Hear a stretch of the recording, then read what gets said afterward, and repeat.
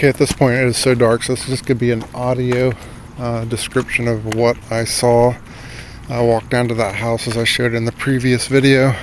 This will end up being several videos because I've stopped the camera. Now I'm walking on Oro Grande back, I guess, towards a westerly direction, towards the California mountains. I'm on Oro Grande right now, and to my right is an area where there are no houses, and it's just a big stretch where the power lines run. And this is where I saw the light from the other street. I'm walking back towards Mohican right now, and that's just a car. I'm looking to my right where the UFO is seen. I have not seen it surface at all. I'm looking in the night sky. I'm seeing what appears to be satellites twinkling.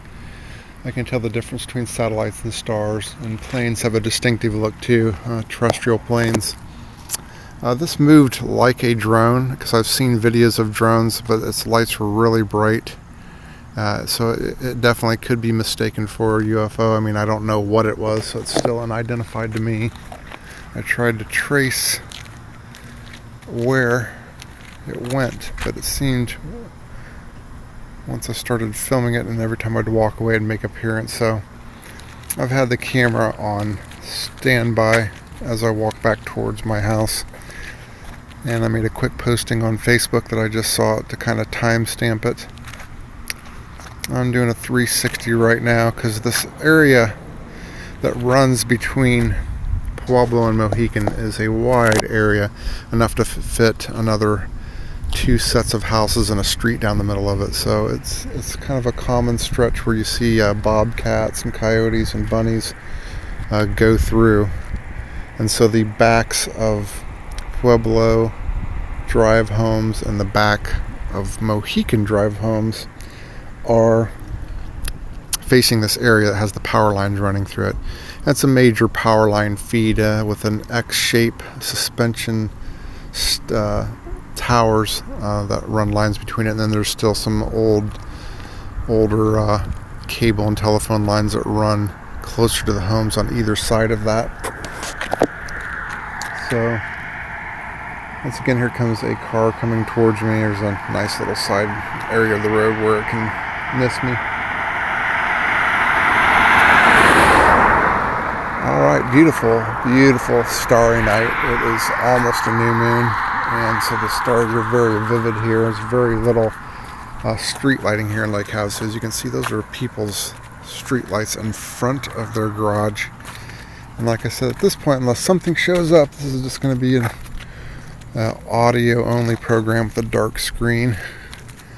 I'm trying to see if there's anything that looks like it's moving. It looks like regular planes in the sky right now, and I'll stop, and there's really very little sound.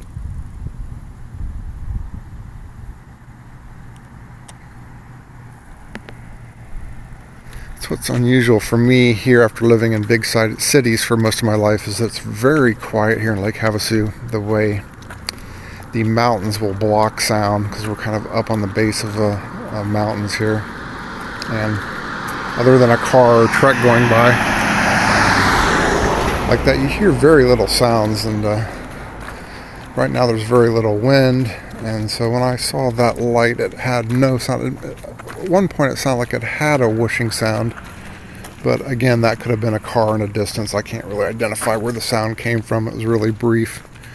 And I'm sure, again, this is a 5 megapixel LG smartphone, so it's not going to be like a Steven Spielberg movie where we're going to see it in great detail.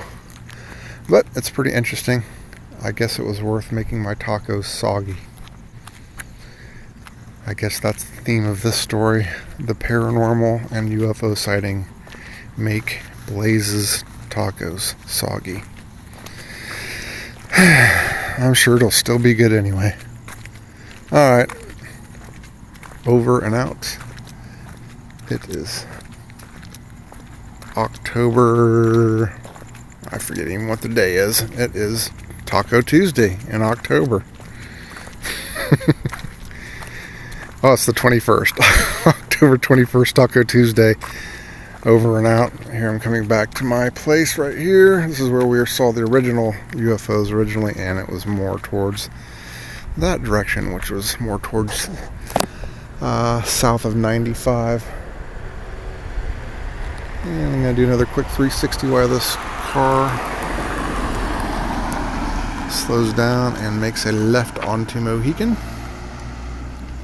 That's where I started my little journey.